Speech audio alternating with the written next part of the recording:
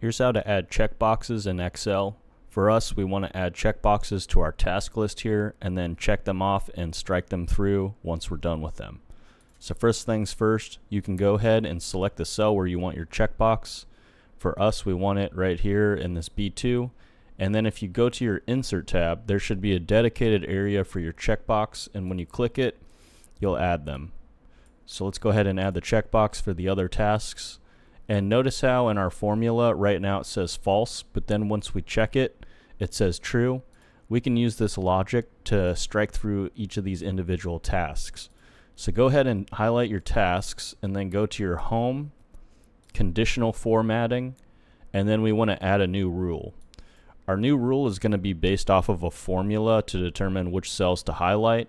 And what we want to do is type equals, and then we want to check our B here, and we're going to go ahead and make sure that it's only the B that's being locked.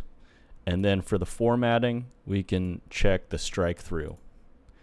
Once we apply these, we can check off each of our individual tasks and it will strike through based off of the check mark.